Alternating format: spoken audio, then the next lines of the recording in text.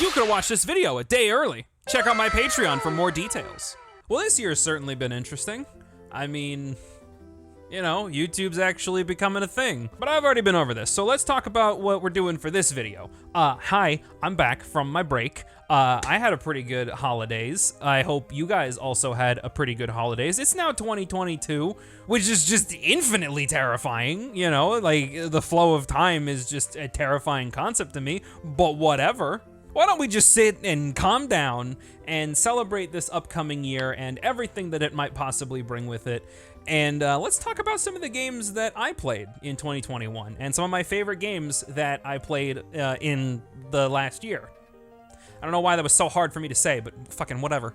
I do want to stress that since you are watching this video on my channel, that means you are watching my opinion, and I'm also counting games that didn't necessarily come out in 2021, more so games that I played in 2021. Because, I mean, if you look at my list, there's only like 3-4 games around that actually came out in 2021. Everything else is just kind of old shit, but whatever. Let's just go ahead and start off this list with the honorable mentions.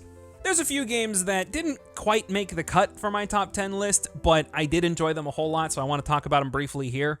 Bowser's Fury was a surprisingly good game for what it was. It was a small little experiment in the Switch re-release of Mario 3D World. I actually really liked it a whole lot, both the port and the expansion mini campaign, whatever it was, called Bowser's Fury. It was a cool mix of both open world 3D Mario and sort of like level structures of 2D Mario games like 3D World and 3D Land. I do think this concept has a lot of potential, but I just personally like the 3D open world Marios like 64, Sunshine, and Odyssey a whole lot more than I do the games like 3D World or Galaxy. I played through quite a bit of Slay the Spire over the last month, so much so that I actually ended up getting my dad into the game, and he's been playing on his iPad recently, so that's been pretty interesting. This was also the year that No More Heroes 3 finally fucking came out, and while that game is pretty good in its own right, I still don't like it as much as the first one. I still think the first No More Heroes game is the best out of all three of them. Unfortunately. It's still pretty good, and if you're a fan of No More Heroes 1 and 2, you will like No More Heroes 3, but in my opinion, it's nowhere near as good as the first one. Halo Infinite was pretty fun until it wasn't, and even though I have a lot of problems with Yakuza Kiwami, I still recognize its quality, and I do know that that game is very well made, and it spawned like 9 sequels, so of course it's a good game, but, you know, I just have a lot of, like, personal issues with the way that that game is structured. Honestly, a good game. Majima's like the best part of the whole thing, and I do own Yakuza Kiwami 2. I will be trying that out this year. Hopefully that game improves on some of the issues that I had in Kiwami 1. I'm not gonna get into it here because that's its own fucking video, but yeah, whatever. This was also the year that I got back into DS collecting. I got a bunch of different DS models, like the original, the Lite, and my favorite, the DSi XL. And through that, I've been replaying a bunch of games that I played back in like 2004, 2005. Like the second I got that original DS model, I had to go back and play through WarioWare Touched. That game is just so much like my childhood, and I fucking love it to death. And it was so cool to finally play that game again on the hardware that I played it on back in 05. I also sat down and replayed Kirby Superstar Ultra, the best Kirby game, and that was still really fucking good. My opinion still holds strong that that is the best Kirby game. And I replayed Bowser's Inside Story, and that game, I'm a big fan of the Mario RPGs, like Mario RPG, Paper Mario, and specifically the Mario and Luigi series. I fucking love all those games, except Dream Team. And playing through Bowser's Inside Story, like, I may have more of a nostalgic preference for the first game, Superstar Saga, but god damn it, bro. Bowser's Inside Story is just such a good game, like, just in its own right. And playing it on that beautiful DSi XL with its fantastic IPS screens, just nothing can compare to it. So enough of the fucking honorable mentions. Let's go ahead and talk about the big boys of the group, the Big 10 games.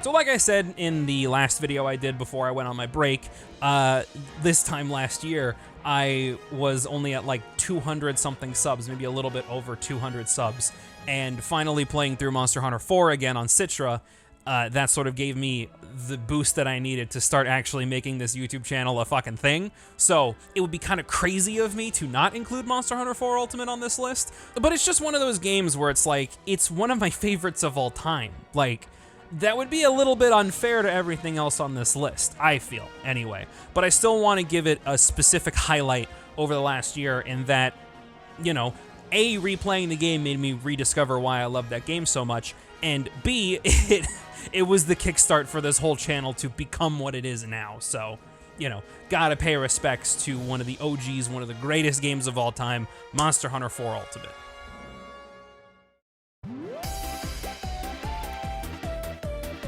Believe it or not, I actually didn't play a whole lot of Mario Party growing up. I mean, I certainly played it at friends' houses, and I definitely played it at parties here and there, you know, with the few parties I've actually been to, but I've always had a lot of fun with it.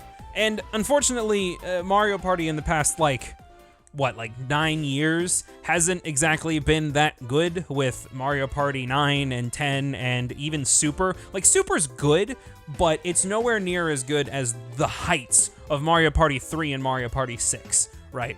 And I was just waiting. I was hoping, I was praying for Nintendo to finally bring back the good days of Mario Party and sort of expand upon that style of Mario Party instead of trying to continue on with this bullshit like single car thing that they've been doing for the past few games. And Super was a good step. Super was a good step towards what I actually wanted in Mario Party, but it was just sort of lacking in content for a $60 game. I feel that if Super Mario Party got DLC packs or just like any sort of post-launch content, it would have been a much better game than it ended up being. But thankfully, Mario Party Superstars is here to rectify all the problems that were in Super Mario Party. The only thing that I'm a little bit upset about, and the reason why it's not number 9, is because of, and this is gonna sound a bit weird coming from me, is its over-reliance on legacy content.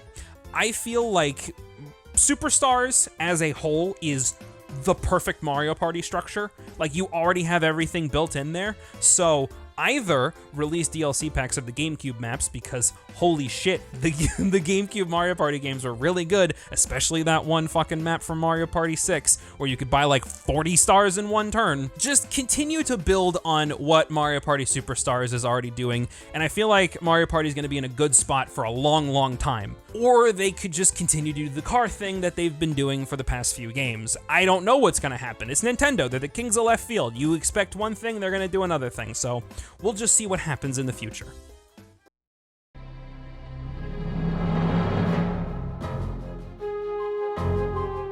Now this is a bit of an interesting one. Psychonauts. I finally sat down and finished Psychonauts after years and years and years of getting stuck on the on the fucking Catan level late in the game. And Psychonauts 2 just came out like last year. I haven't played Psychonauts 2 yet, so don't you fucking spoil it for me. But I wanted to go back and actually finish Psychonauts 1 before I even thought about playing Psychonauts 2. And I'm really glad I did, because that game is still fucking phenomenal. I did run into a few problems because, you know, on Linux there's always problems in terms of running older games like this.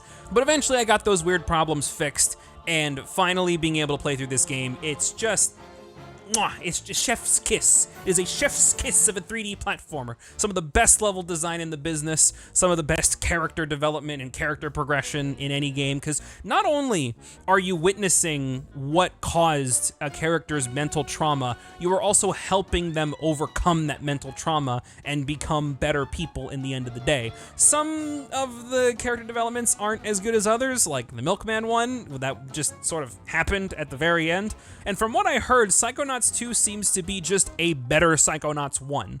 So I'm very excited to finally sink my teeth into that game, but I've been busy with some other games as of late, so let me play those first and then I'll dive into Psychonauts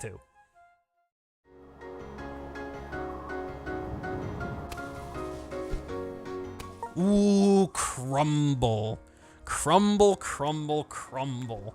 I made a whole video on this game not too long ago, and if you want a link, there it is right there, wherever it's gonna be. It's gonna be here in the top corner.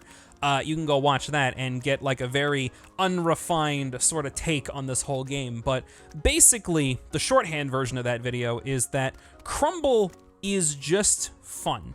That's all it is, and that's all it needs to be. This is like a $15 game you get on Steam on a whim, and it ends up being one of your favorite games of an entire year. Of all the games that you fucking played over the course of a year, the funny game about a little goo ball platforming and speeding through levels, it's just that well made. It feels so good to move around and swing with your little tongue grappling hook. It feels so good to move around, and the levels are so brilliantly designed, and it was made almost exclusively by one guy, and that's incredibly impressive to me.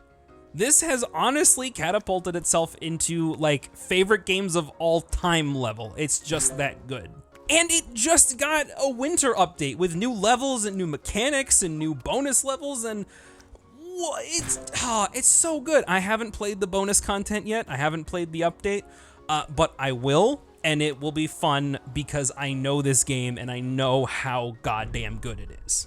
This gets a very high recommendation from me. All of these games, every game that I talked about in this whole video, including the honorable mentions, they all get high recommendations from me, except Halo Infinite.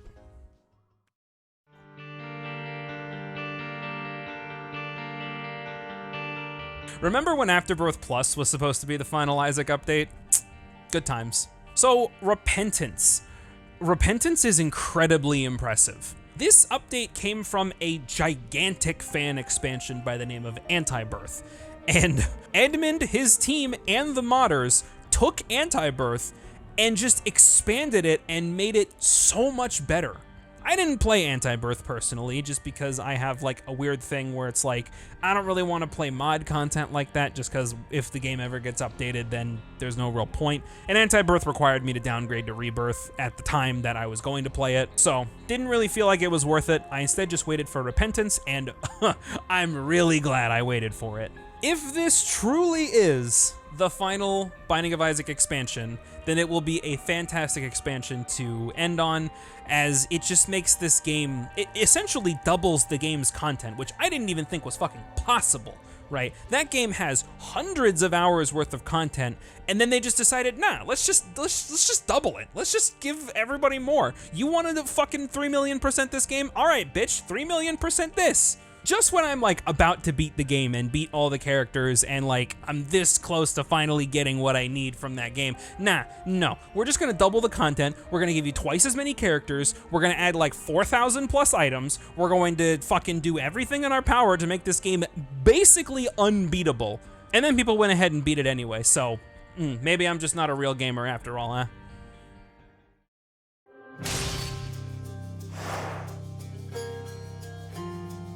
Ooh, I did not expect Hades to rank this high on the list. And truth be told, I still haven't exactly beaten Hades. I've won runs, obviously. I've won like maybe 3 or 4 runs at this point, but I'm still relatively early on in the game. But since this game's a roguelike and beating the game is kinda like an ethereal concept in itself, I'm gonna go ahead and count this. I haven't exactly finished the story yet, but I've beaten some runs, and the game just plays phenomenally. It's got a story that I actually give a shit about, which is a rare thing coming from me. The voice acting is top-notch, the characters are well written, every weapon feels distinct and fun to play except the gun. And I'm a big fan of roguelikes and roguelites, right? So to have me say that Hades, a game that I've barely played in comparison to other roguelikes and roguelites out there, for me to say that this is like the best one in the entire genre, that's really saying something. Phenomenal game. Please go play it. Please give Supergiant all your money. They really fucking deserve it at this point.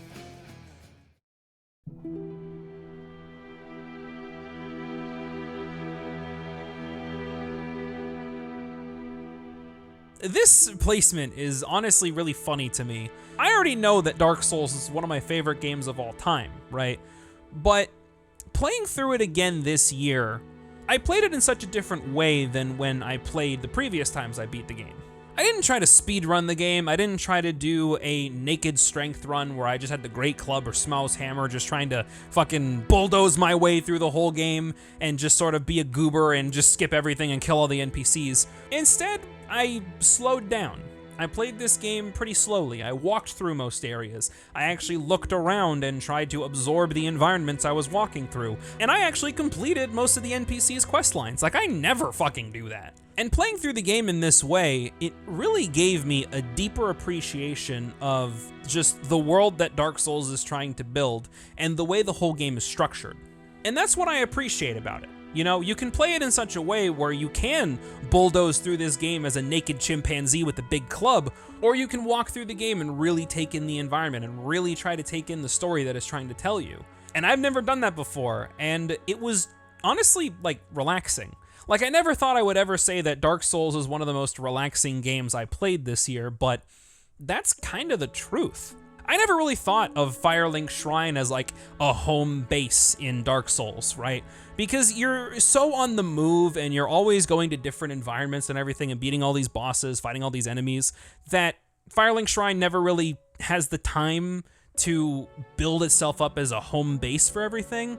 But playing the game the way I did this year, yeah, no, the music of Firelink Shrine was just like, it just gave me this feeling that I hadn't really got from Dark Souls before, you know? It was also just kind of reassuring to go through that game again and remember that, like, yeah, even though Dark Souls has a lot of sour spots later in the game, it's still so, like, perfectly designed at its core, you know what I mean?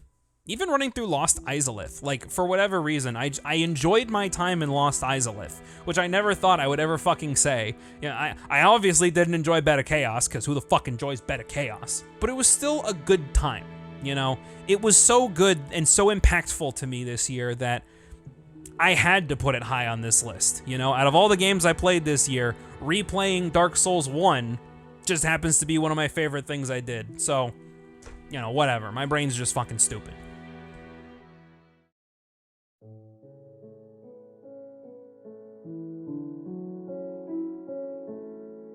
Be honest with me. Did you expect this to only be number 3 on the list?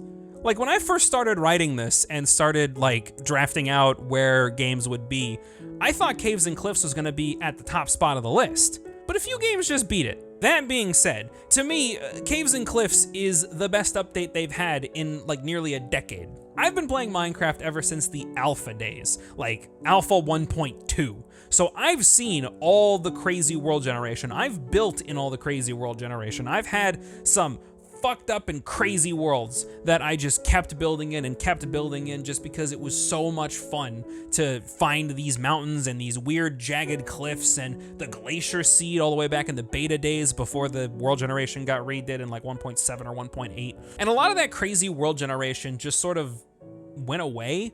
A lot of the worlds just feel kind of smoothed out, and like all the weird jagged edges and points you could like hurt yourself on are kind of smoothed out just to make it more realistic. But Minecraft isn't realistic. This is a game where you can go to the fucking nether dimension and grab the power of withering and summon this gigantic thing, and you kill it and you can, like, Minecraft is not realistic in the slightest. So why try to make the worlds feel realistic when you can just go ham on making it wacky and fun and make it more interesting to explore? Like the new caves that they added, they were still obviously based on real world caves.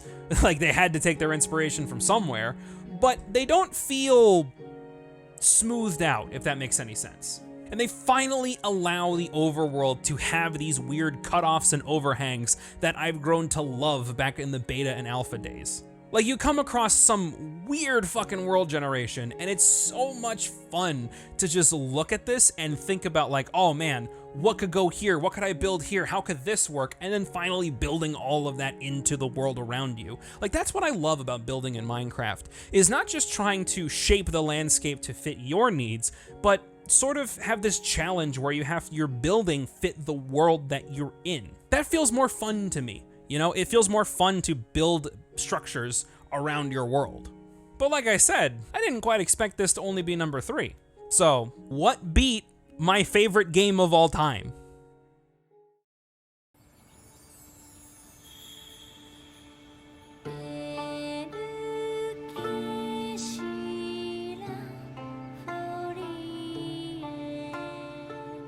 I don't think it's any secret that I'm a gigantic Monster Hunter fan. You know, been playing the game for a long time, put roughly a couple thousand hours into this whole series, and Monster Hunter Rise did for me what Monster Hunter World couldn't. Monster Hunter World is a good game in its own right, but I have a lot of very specific problems that stem from me just liking older Monster Hunter games more. And while Rise definitely is not Monster Hunter 4, and it never will be, it has a lot of those little things that I've come to love from Monster Hunter. Like, mostly just how goofy it is. Like, Monster Hunter Rise is probably the best playing Monster Hunter game, and it has a lot of these cool movement options, and it's got the wire bugs, and you have all these moves, and you can switch moves in your fucking weapons, and you can customize how you play the game a whole lot more and change up how you build your character and how you make your armor sets and everything. It's really, really fun, and it's so much fun because the game is way goofier than Monster Hunter World. That was kind of my biggest problem with it. If I had to boil down most of my complaints with World, it was that it just took itself too seriously, you know? Like, there obviously was still that goofy element, but it was never goofy enough, if that makes sense. And Rise is definitely goofy and fun, and it enjoys itself, and it enjoys how fun it is. And you can really feel that. Just let your character do a bunch of insane Dragon Ball Z level shit and just have fun with the game. That's what this is supposed to be at the end of the day. It's not supposed to be a realistic hunting and gathering experience where you have to track down every monster and blah, blah, blah, blah, blah. I mean, props to you if you enjoy that kind of stuff, but I don't. You know, I want to have fun. That's what video games are supposed to be. Monster Hunter Rise definitely does that for me. I still probably like Monster Hunter 4 more than Rise, but if I were to try to get anybody into Monster Hunter who's never played the game before, yeah, perfect entry point with Rise. And I am extremely excited for Sunbreak and the PC port that's coming out in like a week or two at this point, by the time the video actually comes out. Very, very excited for that. Be sure to follow me on Twitch if you want to watch my progress through the PC port of Monster Hunter Rise, because Capcom decided that they're not going to support cross-saves, so I got to play through the whole fucking game all over again. But that just means I get to milk it for more content, so, you know, ended up working out for me.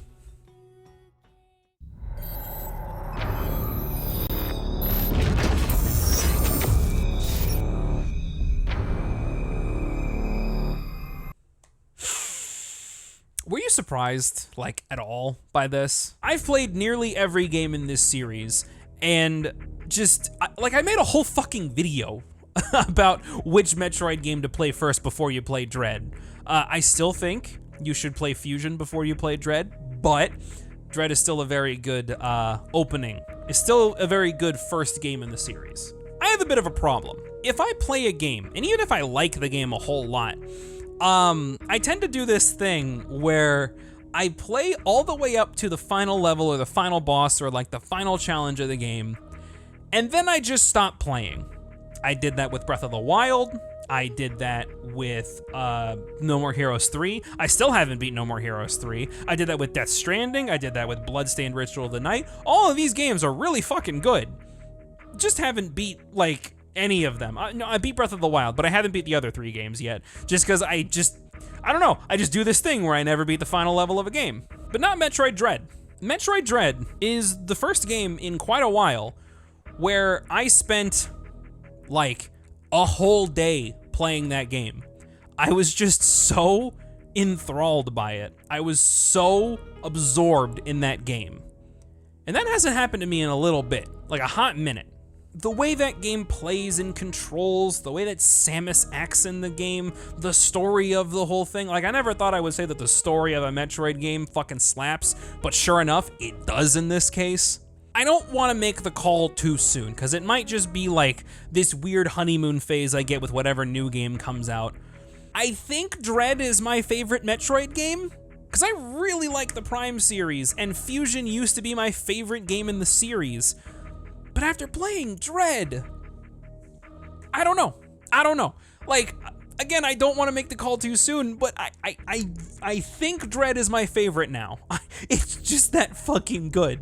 I really can't explain why I like Metroid Dread so much, but I knew for a fact that Dread would be my favorite game of the year. Like, I was tossing, you know, whether Monster Hunter Rise or Dread would overtake each other and everything, but no, it had to be Dread. Not just because this is like my favorite game in the Metroid series now, not just because this is just an excellent Metroid game in its own right, but it's finally the return to form that Samus needed.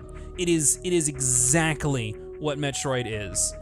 And I couldn't be happier with the final result of Metroid Dread after, what, 15 fucking years of that game being in development? There's just no fucking contest, right? Like, Dread is my favorite game of the year. And there's really nothing else to be said about that. And that was my top 10 games of 2021. It's definitely been a turbulent year for me. We've had a lot of ups, we've had a lot of downs, but all in all, I think this year was really good. You know, taking stock of everything that happened over the course of this year, I am still very grateful that all of it happened in this way, and I'm both very excited and very scared for what 2022 has for me. So, we'll see how everything goes. I want to give a big shout out at the end of this video to the Executive Lads, otherwise known as my patrons, who help me and support me directly. If you want to become a patron and gain access to a whole ton of bonus shit, as well as support this channel directly, there will be a link at the end of the video. There will also be a link in the description down below. Those will take you to my Patreon, and you'll be able to check out all the cool bonus stuff you'll get by signing up, like bonus videos, access to videos a whole day early, behind the scenes material, a whole bunch of cool shit. These fancy shoutouts that you're looking at right now, it really does mean the world to me that any of y'all out there would consider my content to be good enough where you would want to actually support me directly and hand me money. If you still want to support this channel but don't have any spare money to throw my way, which is totally fine, you can go ahead and like the video, share, comment, subscribe maybe. There are plenty of ways that you can support this channel without becoming a patron. However, becoming a patron is the most direct way, so it's up to you. Thanks so much again to the patrons. Thank you for watching this video. Thank you for making 2021 a very exciting year and 2022 to look brighter than it ever has. Thank you, just in general, you know. I'll see y'all in the next one.